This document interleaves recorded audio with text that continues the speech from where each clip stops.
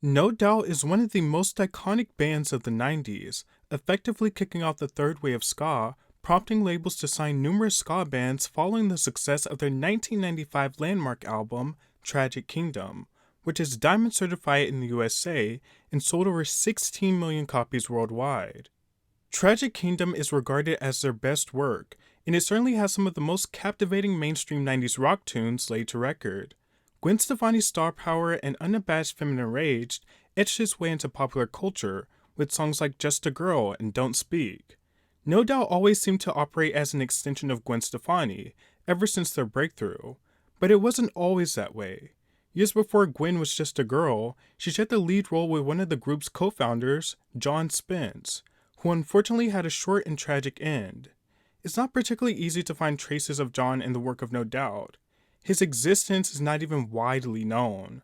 However, he was fundamental in helping shape and create the iconic band. Eric Stefani, who's Gwen's brother, and John Spence were the founders of the group.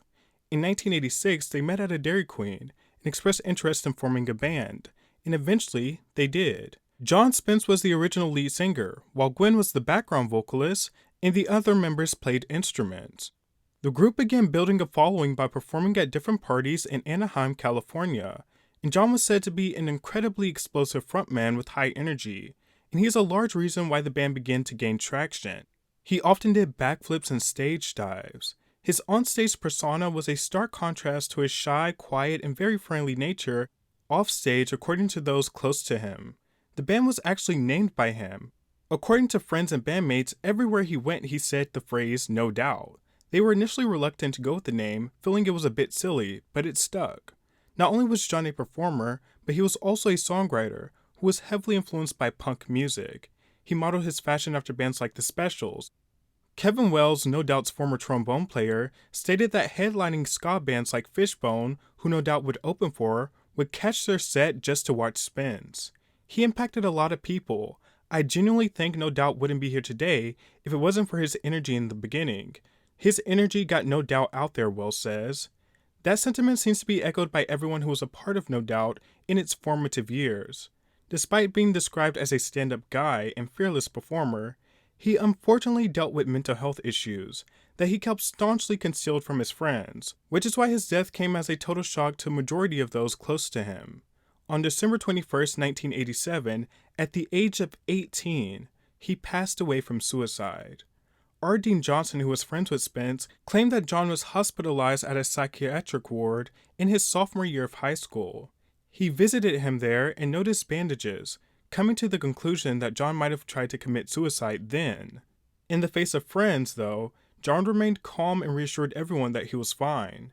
Apparently, Spence's old track friends were aware of his first attempt, while others weren't. Much wasn't known of his family life, but Gwen Stefani is quoted on one occasion saying, "There were some problems there," recalls Gwen. "He was kind of in and out of high school. His mom kept taking him out of school. He wasn't really in with a bad crowd, but his mom was really paranoid about it. For all the years that I knew the guy, I only went to his house one time. But compared to my family, the Brady Bunch family, church every Sunday, it was different." John's passing took place at a pivotal moment in No Doubt's career. A few days before his death, the band was supposed to perform at the Roxy in Los Angeles for record executives. The group announced that they would disband following John's death, but eventually decided to keep going in honor of John's memory.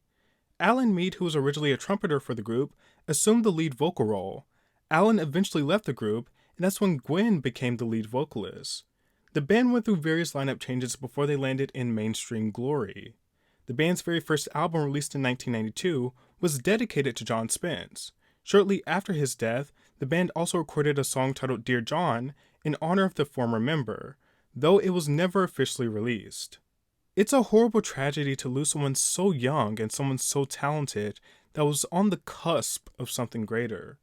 No Doubt went on to become one of the most iconic bands of their time period, and they worked extremely hard to reach their breakthrough. It's interesting to think what could have been, but ultimately No Doubt's longevity is also a testament to John Spence's contribution to the group, back when the group had a simple kind of life.